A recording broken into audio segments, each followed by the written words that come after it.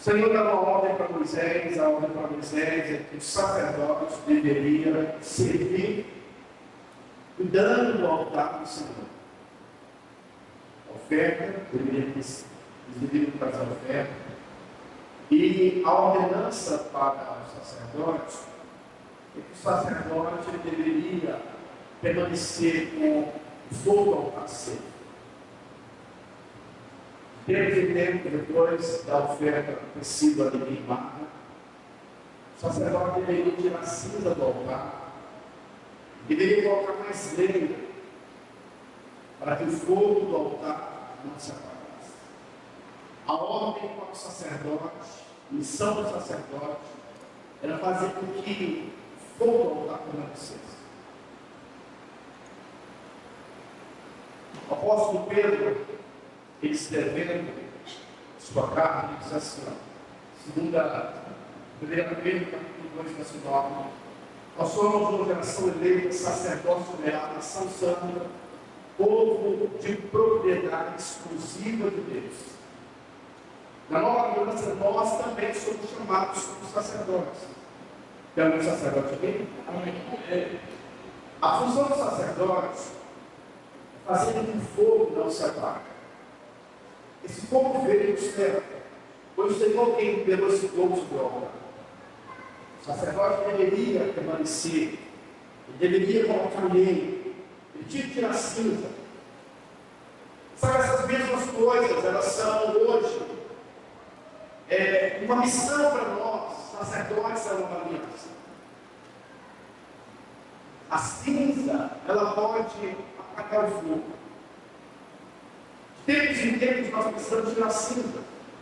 O fogo, sabe, que arde no nosso coração.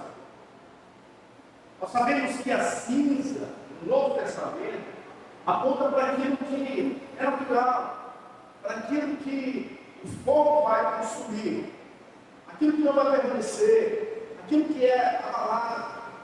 Paulo, quando escreve para a igreja de Coríntios, ele diz que a obra de cada um vai ser testada pelo fogo. Deus é fogo consumidor. Aquilo que se tornar cinza não é eterno. E aí a cinza precisa ser tirada. Se a cinza não for tirada, o fogo vai se apagar.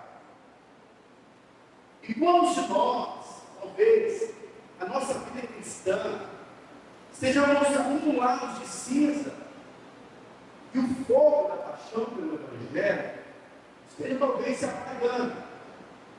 E sabe, hoje a minha palavra para você é uma palavra de advertência, para que eu e você possamos tirar cinzas que estão atrapalhando o fogo de Deus, sabe, de fluir nas nossas vidas. Sem fogo de Deus não tem obra de Deus. E sabe, tem muitas coisas que podem ser essas cinzas que, de alguma maneira, estão apagando a chama, a fome pelo Evangelho. João Wesley, ele orava. Ele fez uma oração simples ao Senhor. Ele disse assim: Senhor, me dê 100 homens. Que esses homens não terão mais nada senão a tua presença. Apenas o Senhor. Esses homens seriam focados no Senhor, aliançados com fogo ao Senhor. E com esses homens, nós iremos abalar, estremecer a estrutura do mundo.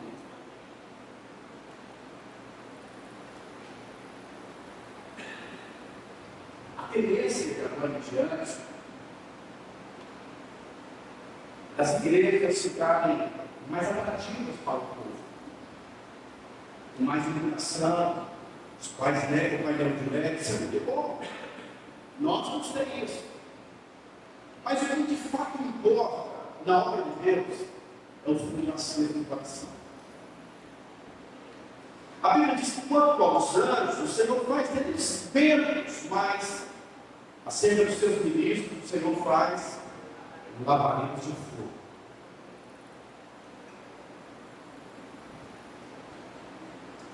Certa vez, os filhos de um homem chamado Stefano, tentaram expulsar alguns demônios de algumas pessoas. E eles então falaram: olha, nós expulsamos o nome do Deus de Paulo, aquele que serve a Jesus. O demônio disse assim: olha, eu conheço Paulo, conheço também Jesus, mas você não conhece. De repente, aqueles processos desgastaram a bater aquele indivíduo que tentou mover de uma maneira natural. O mundo espiritual não é Deus. O apóstolo João, escrevendo no livro de Apocalipse, ele diz que o nosso Deus é um Deus que conhece aquele que é frio, aquele que não nasceu de novo. Ele também conhece aqueles que são fervorosos. Mas aquele que é morno, Deus não suporta. Deus vomita. Deus então está à procura de pessoas que são mornas. Uma pessoa morna é uma pessoa que é uma pessoa religiosa. Ela participa sim de uma célula. Ela se tornou uma pessoa domingueira, participa de grupos domingueiros. Não falha. Mas ela não tem intimidade com Deus ainda.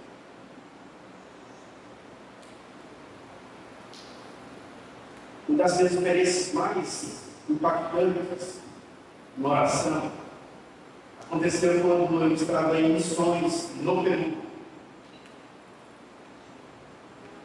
Na terça-feira, de manhã cedo, nós íamos ter um momento de um devocional. E aí, o pastor liberou aquele momento para que a gente tivesse o nosso individual com Deus. Eu fui para um canto, aquele salão, tinha muitos missionários ali.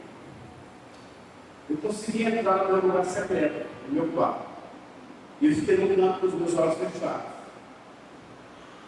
E de repente eu senti, era como se fosse algo literal, uma cachoeira, sabe, me dando aquela água ali, era uma água de alegria, de renovo, de restauração.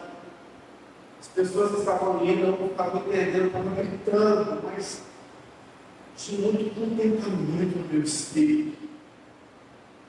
E naquela semana nós fizemos um encontro com Deus com os peruanos. Não estou te falando isso para falar que eu sou especial, porque ele foi a graça de Deus. Mas você não vai ter experiências com o Espírito Santo se nós não separarmos tempo para estarmos com Ele. No livro de Mateus, capítulo 6, Jesus ensina os discípulos a orar, e ele diz: olha, quando vocês forem orar, entra no quarto de vocês, ora em secreto, que o Pai de vocês, que não vem em secreto, vai recompensar vocês, Ele está vindo vocês. O secreto é um lugar que eu poderia falar que é adoração na forma de defesa. É quando você vai se encher, é um lugar da intimidade. E nesse lugar da intimidade, a unção vai ser liberada. E quando a unção do Senhor é liberada sobre as nossas vidas, aí nós agora vamos ter a oração como forma de ataque. Que tipo de oração como forma de ataque é essa? No livro de Isaías, capítulo 61, a Bíblia diz que Jesus ele já tinha intimidade com o Senhor. Ele foi batizado. A primeira pregação de Jesus foi em uma. Qual que é o nome da subida? Na sinagoga. E aí Jesus pegou ali aquele rolo que era a Bíblia na época, pergaminho, e ele abriu onde estava escrito: o Senhor Deus está sobre mim. O Senhor me ungiu. E quem lembra esse livro de Isaías está sempre: o Espírito do Senhor Deus está sobre mim. O Senhor me ungiu para pregoar a vontade do Senhor, para pôr liberdade aos demais. Depois que ele termina de pronunciar, ele diz: olha, hoje se cumpriu o que foi profetizado no intermédio do profeta Isaías. Lucas, no livro de Atos, capítulo 10, verso 38, ele discorre essa passagem bíblica dizendo o seguinte: Como Deus ungiu a Jesus de Nazaré com o Espírito Santo, o qual andou por toda parte fazendo bem e curando a todos os oprimidos do diabo, porque Deus era com ele. Quando nós temos essa intimidade com o Senhor, essa adoração, essa intimidade como forma de viver, a unção do Senhor vai ser liberada sobre as nossas vidas, e essa unção ela vem como uma capacitação para o ataque. A Bíblia diz que Jesus passou por todos os lugares, curando a todos os oprimidos do diabo, porque Deus era com ele. Ele orava pelos enfermos, os enfermos eram curados. E tudo isso acontecia porque agora é a oração como forma de ataque.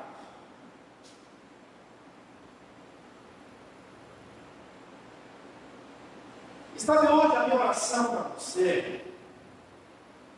Essa pregação, na verdade, é uma pregação para despertar o seu coração para um tempo novo de oração, para um tempo novo de reacendermos esse fogo que está dentro de nós. E se você tem vivido um bom tempo sem orar, você não pode às vezes ser atacado pelo diabo como alguém que não ora, mas você precisa ter saudade desse lugar de oração. E por que a chama, às vezes, tem se apagado nos nossos corações? É porque, às vezes, você pode achar que o Espírito Santo habita em quatro paredes, que Deus se manifesta em um lugar como esse.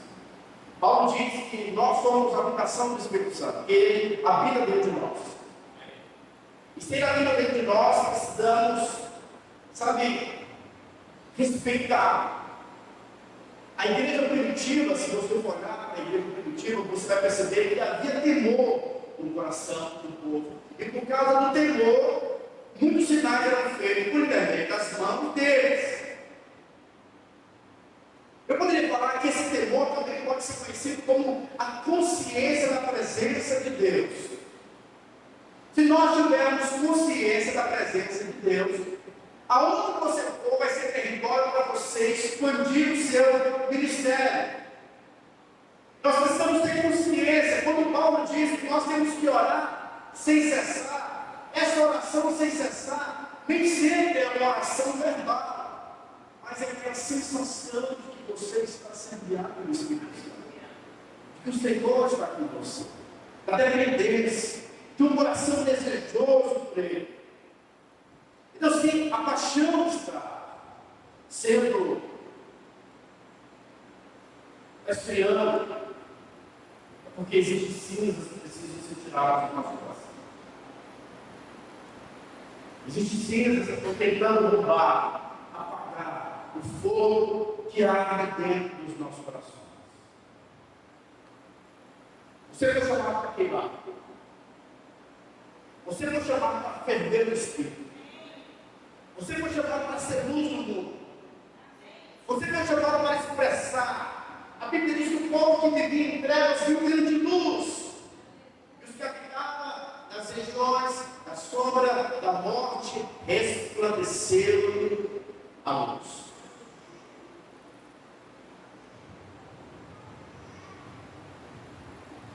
O que queima por dentro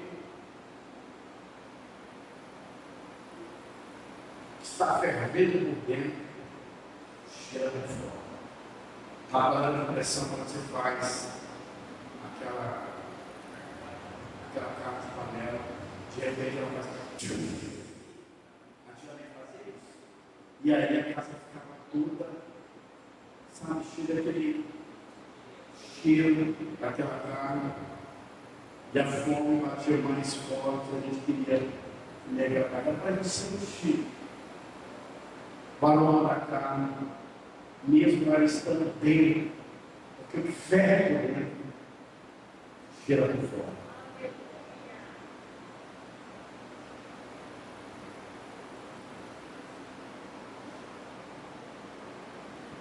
Se temos faltado oportunidade, temos falta de vida de oração. Se as coisas estão difíceis para você, ora. Se as coisas estão legais para você. Ora, a oração é o lugar da intimidade. É o lugar onde nós ouvimos a voz do Senhor. É o lugar onde nós recebemos a revelação da palavra. O David Robson, ele diz que quando ele orava em outras línguas, investiu muito tempo orando em línguas, ele começou a se conectar com pessoas que eram boas na Bíblia. O Espírito Santo começou a mostrar para ele algumas coisas na Bíblia que doutores, que pessoas que eram estudiosas da Bíblia não tinham recebido, como ele recebeu. E o Senhor então começou a falar para ele que o mesmo Espírito que é o autor das Escrituras, o mesmo Espírito que influenciou os 40 escritores, mas o único autor, o tal do Espírito Santo, esse mesmo Espírito foi o mesmo Espírito que abriu os olhos do David Robson. Ele não conseguiu compreender, porque o Espírito que capacitou aqueles escritores, aqueles homens de Deus, foi o mesmo Espírito que revelou a ele, abriu os olhos do seu entendimento. Paulo diz: olha, eu oro para que vocês, ao abrir a palavra, tenham a palavra da revelação. As nossas vidas vão ser transformadas quando nós entrarmos nesse nível de dependência do Espírito Santo. Esse fogo ele vai se apagar do seu coração, do meu coração, quando nós terceirizarmos e acharmos que a nossa vida espiritual depende de terceiros, depende dos nossos líderes, depende, sabe, do meu pai ou da minha mãe espiritual. Mas hoje eu quero te estimular, dizer a você que a sua vida, esse fogo, só vai continuar aceso se você e eu tirarmos as cinzas, esperarmos que outras pessoas nos ajudem. É legal, mas a responsabilidade é do sacerdote. É o sacerdote que vai tirar, sabe, as cinzas que estão nos impedindo de irmos a lugares mais profundos do Senhor. Tem alguém aqui? Amém. Você tem sido alguém conhecido no reino espiritual? O mundo espiritual te conhece? E no dia da pressão, você espana ou você vai para Deus? Você tem tido uma musculatura espiritual? Porque nessa vida com o Senhor vai ter momentos, isso é normal, que todos aqueles que entraram em níveis mais profundos, Deus vai te levar para situações onde os homens não vão poder te ajudar. Paulo chegou a dizer o seguinte: olha, essa leve e momentânea tribulação, ela vai gerar em mim um eterno peso de glória, porque eu não estou me atentando nas coisas que vejo, mas eu olho para aquilo que eu não consigo ver. Eu era movido pelo céu, era movido pela eternidade. Sabe, meu irmão, quando nós nos convertemos, a nossa vida já não é mais uma vida comum. Se você teve experiência com o Senhor, eu tenho algo para te falar: você não vive uma vida mais comum. A sua vida é uma vida espiritual. O mundo espiritual está conspirando em todas as coisas, vão cooperar para o seu bem. Então, para de questionar a Deus e entenda que isso vai cooperar para o seu bem. Esse dia eu tive um sonho. E o sonho foi um sonho daquela águia. Pegava serpente nas suas unhas, nas suas garras. Ela levava a serpente para as alturas. E lá a águia estava levando a serpente para o seu território de força.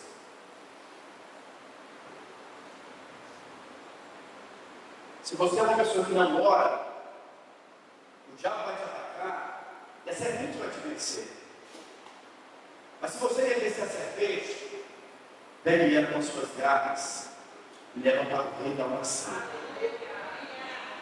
Como disse o apóstolo Paulo, porque a nossa luta não é contra a carne, nem contra a sangue, mas contra todo o principado, potestade, todo nome que possa se levantar. Precisa ser subjugado pelo poder da oração. No livro de Isaías, capítulo 40,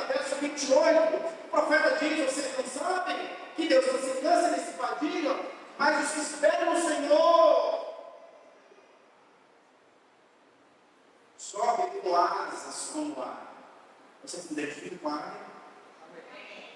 Corre, não se caminham e não se fatigam. A águia, ela representa esse ser que é o ser que trabalha nas regiões celestiais. É nesse lugar que você vai ganhar as suas batalhas, as suas demandas. Você está tendo demanda no seu casamento?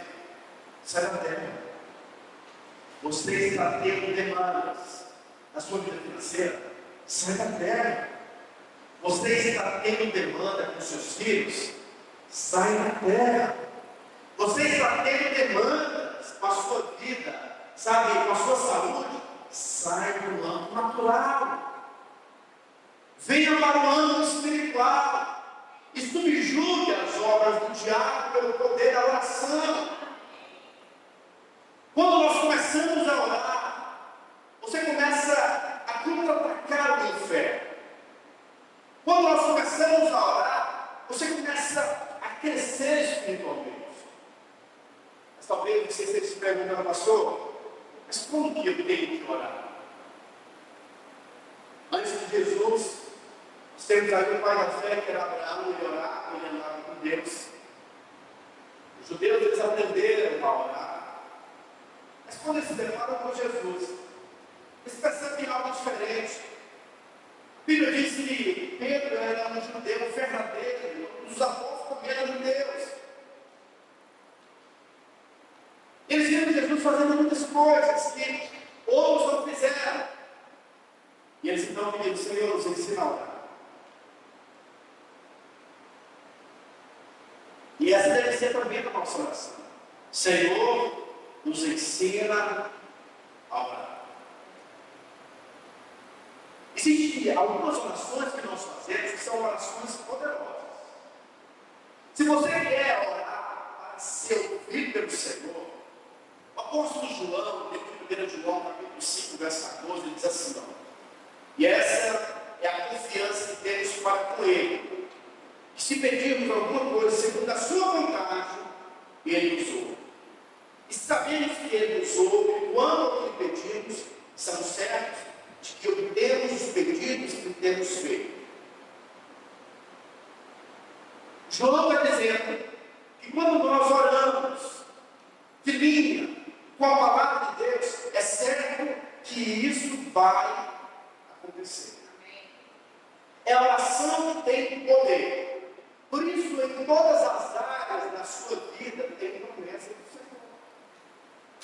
Eu mostrei para o Marcos, fui tirar algumas coisas que estavam guardadas e de repente tirei vários versículos bíblicos que eu escrevia para estar conversando depois desses versos.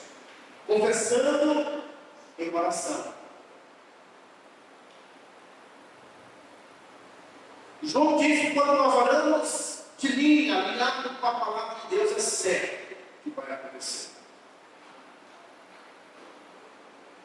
Jesus diz que quando nós formos orar, nós temos que pedir a Deus que seja feito na terra, assim como é feito no céu.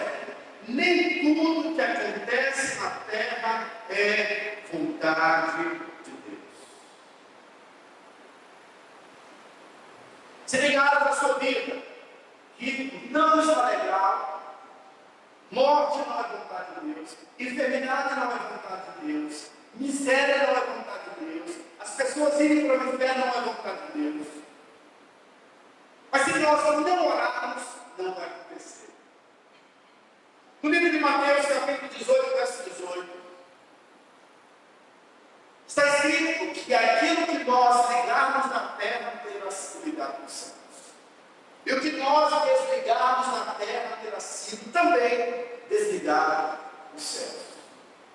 A Bíblia diz que Deus não fará nada na terra sem antes consultar os seus servos e profetas.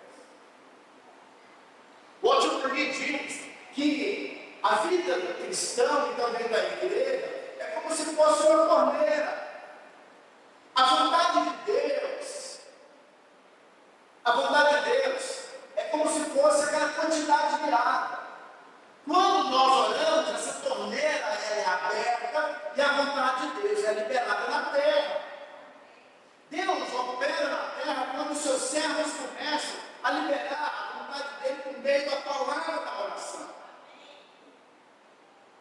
A Bíblia diz que muito vale a súplica, a oração do justo por sua eficácia. Quando o justo ora, Deus se move.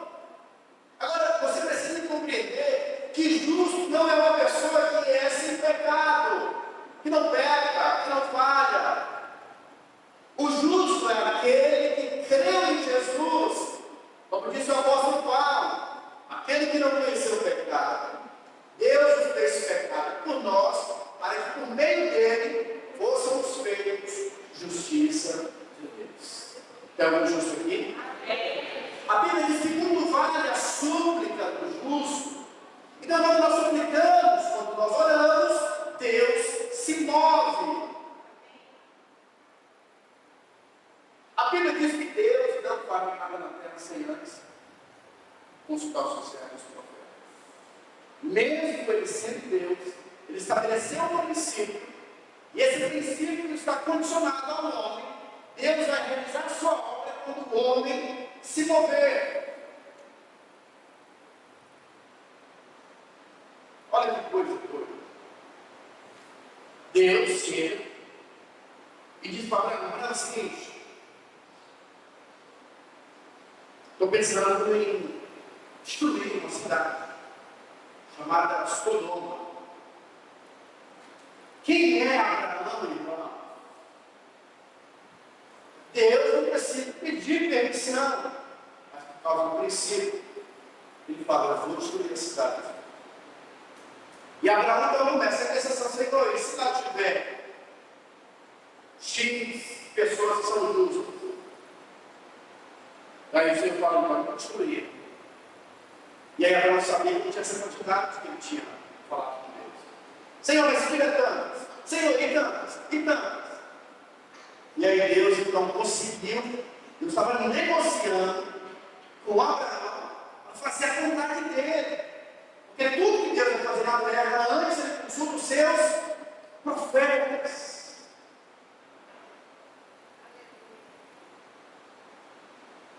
A igreja tem o poder absoluto de enfrentar potestades. Mas eu vou afirmar algo: nada é mais resistido na vida da igreja de oração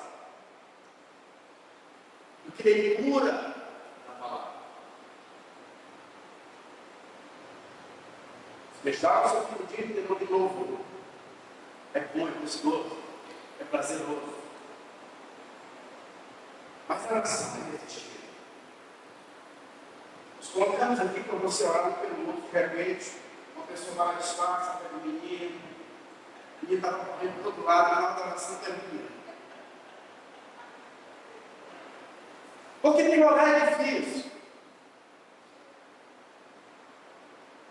Mas depois que nós oramos, eu fiquei olhando ali, depois da oração, eu vi algumas pessoas chorando, depois que recebi a oração, porque Deus se move nisso.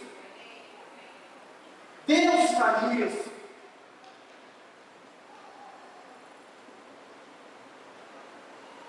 E muitas vezes, lá no seu casamento, no meu casamento, quando tem uma atrito, parece que o nosso cônjuge se tornou nosso adversário. E o diabo falou assim: consegui! Eu sou o seu adversário, mas vocês estão colocando um ao outro como opositores. Mas é no reino espiritual que nós prevalecemos, que nós subjugamos, que nós vencemos o maligno, que nós nos posicionamos, que nós vencemos as nossas batalhas. Está no meu coração, meu desejo, que o Senhor abra os olhos, os seus olhos espirituais, os meus olhos, para que cresçamos na oração.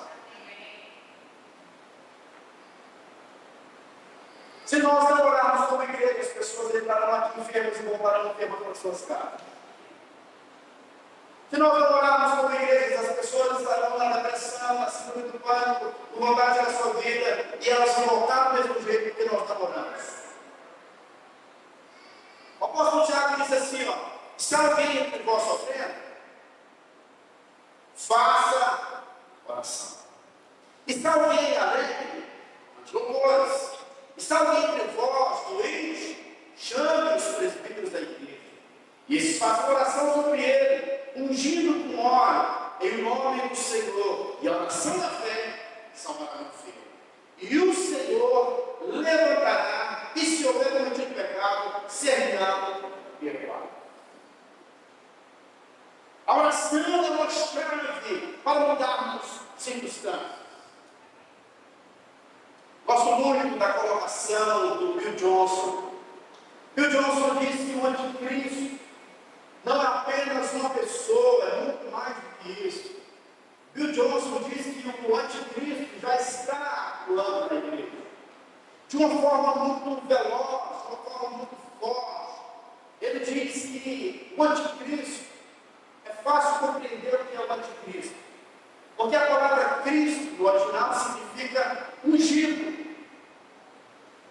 Cristo é ungido, aquele que é ungido é aquele que unge.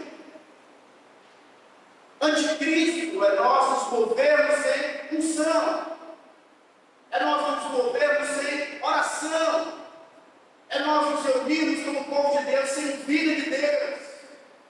Se nós não nos movermos na oração, em busca, em batismo com o Espírito Santo, em oração em relação ao inferno, nós estamos nos movendo, sabe, nessa linha do anticristo.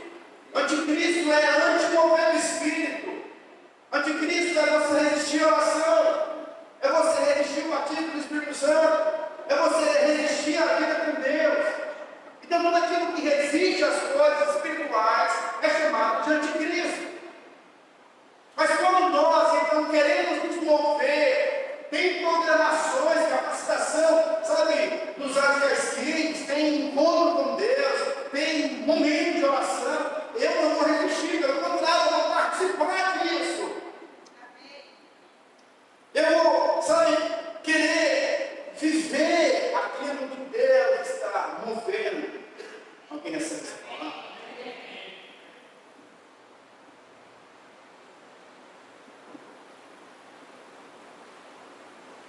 Eu comentei com os irmãos há dias atrás. Meu discipulado está muito gostoso, lá com a liderança da nossa terra. A gente começa aqui, tem um momento de flui, aí coloca ao lado os irmãos. Mas sempre um dia que meu irmão, toda vez ele chega, nossa, eu vou te quebrar. Estou todo quebrado. Aí eu falei para ele, vai ter um dia que eu vou ouvir você falar, nossa, eu orei tanto, estou todo quebrado. Sabe, não porque eu peguei um peso, mas porque eu orei muito. Porque eu busquei muito o Senhor. Ninguém sabe o que eu aleluia. Aqui a gente é seis de bolso.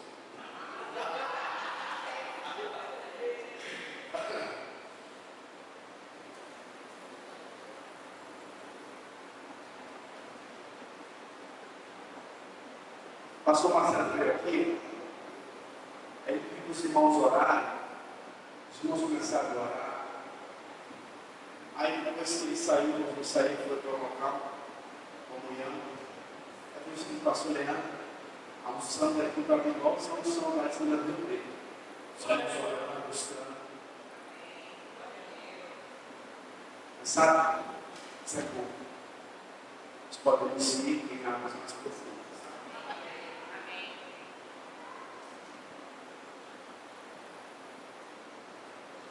Você acredita que pode acontecer, diante de nós começarmos as nossas reuniões, as pessoas trazerem uma pintura aqui, a pessoa coloca aqui e já levanta a cadeira de roda? Não sei se a Ana teve essa experiência dentro do Goiânia, mas no tempo lá dos radicais livres, lá no Papo Mesquita, né? É que louvor. estavam lá tocando, mas tinha tanto da unção, tanto poder de Deus, mas tanto poder. Quando eu abri a porta para entrar dentro do prédio, assim, chegava chorando, arrepiava tudo, e aquele mover de vida de unção. O que é isso? Esse negócio sobrenatural. Um ambiente completamente carregado com a unção do Espírito. Mas como que isso acontece? Vida de oração. A oração para nós não pode ser um fardo. O pastor está chamando a igreja para orar. Não. É um negócio que você tem que desejar. Se você não tem muito costume de oração, pelo menos 10 minutos por dia. 15 minutos. 20 minutos. 25, 30, 1 hora. 2. Esse vai crescendo.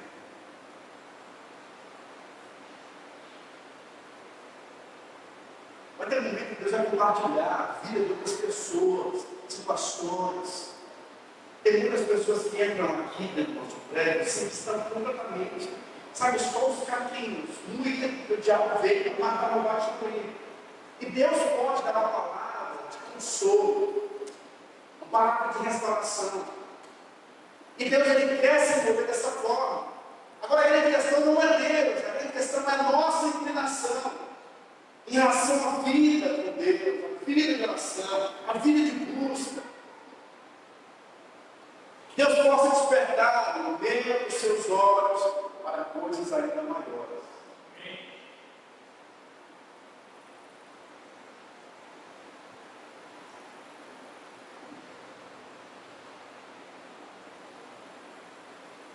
Abra sua Bíblia no livro de Salmos, capítulo 1, no verso 2.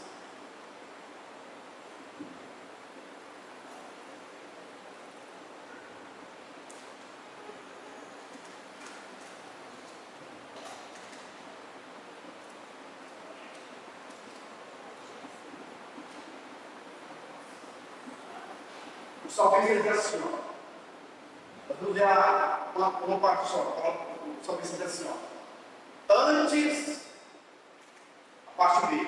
Antes, o meu prazer está na lei, na palavra do Senhor. Antes do meu prazer, o que é prazer? É você encontrar alegria naquilo que você está fazendo.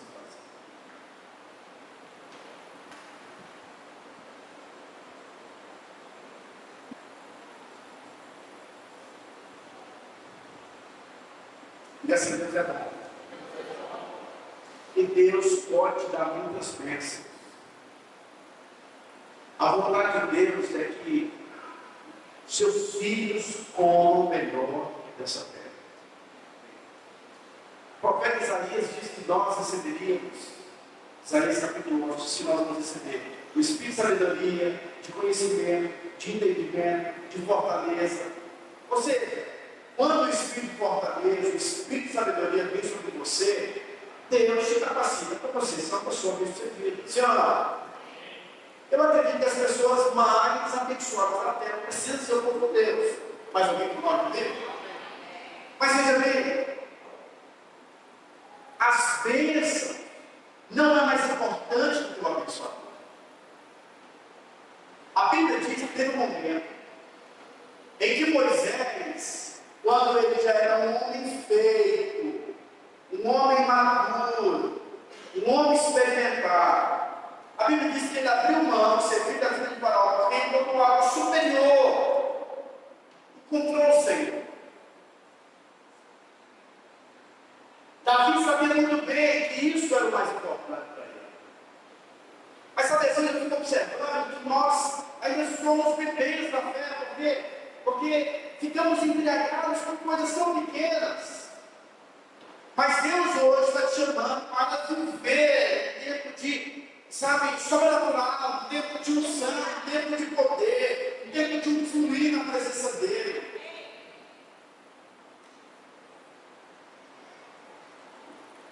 Para você que quer aprender a orar, compra um livro chamado Confessando a Palavra, da Valnice Filhão. Confessando a Palavra. A Valnice Filhão escreveu um livro, e esse livro ela coloca sobre ele. Se você olhar na sua Bíblia financeira, então tem várias referências bíblicas falando sobre vida financeira. Se você quer orar na sua vida patrimonial, tem vários versículos falando sobre o assunto, e aí você começa a pegar aqueles versículos e você começa a confessar a palavra. É uma ferramenta de ataque contra um amigo. E você tem que usar essas ferramentas a seu favor.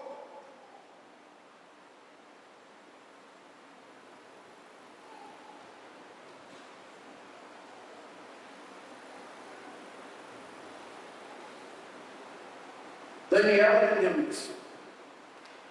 Daniel decidiu, durante 21 dias, orar e jejuar. O jejum é uma oração intensificada acerca daquilo que você deseja.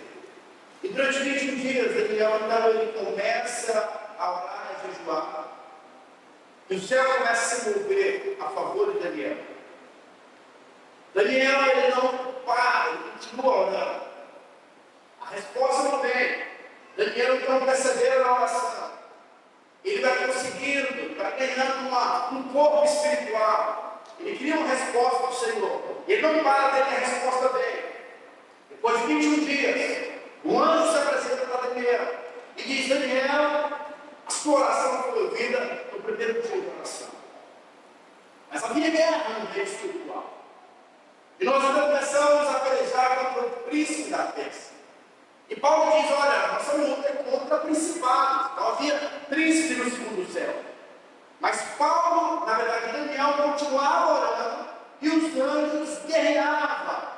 A oração é como que uma autorização para os anjos lutarem a nosso favor. Depois de 21 dias, o anjo vem e diz: olha, você foi ouvido. E aqui está a resposta. A Bíblia diz que Jacó também, até no período em que ele foi dormir, ele viu algo espiritual acontecendo. E ali o Senhor diz para Jacó: aqui é Betel, o lugar onde tem o escape do céu à terra, e é o lugar onde tem as respostas de Deus. A oração é o lugar onde nós iremos ouvir a Deus. É o lugar das respostas, é o lugar que Deus leva, é o lugar que Deus traz. No livro de Apocalipse está registrado que quando nós oramos, as nossas orações são colocadas como que em uma taça. E quando essa taça se enche, Deus então libera essa taça na terra como resposta às nossas petições. Como que está a sua taça? Vazia? Está cheia. Se preparando para te dar grandes respostas dos céus. Que o Senhor possa nessa noite levantar os guerreiros e as guerreiras de oração, observando pelas suas casas como aqueles que oram, a sua célula, a sua igreja.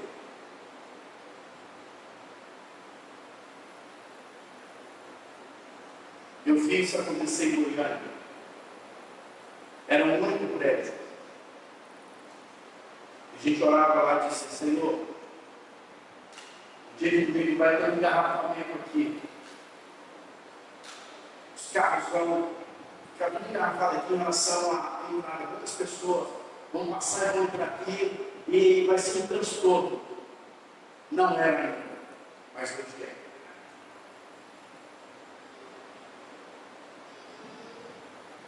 O alvo de Goiânia não era abrir um prédio em vários estados, mas eles abriram. Depois abriram mais 10 prédios em Goiânia. Depois abriram em outros países. Hoje são mais de 40 países. Mas tudo isso é um movimento de oração. Oração. A oração nos leva a ganhar os territórios do meio espiritual. Precisamos então crescer na escola da oração. Precisamos ter marcos espirituais diante do Senhor. Tem um negócio que eu quero ser conhecido aqui na cidade de Barretos como um povo que ora. Os pastores, quando vierem aqui, falam assim: poxa Deus, esse povo da sua igreja é um povo que ora. Temperatura não é só natural, não, mas espiritual também é quente. Você sabia que se nós orarmos hoje com fé, pode acontecer que semana que vem a gente já está com 3 climatizados aqui?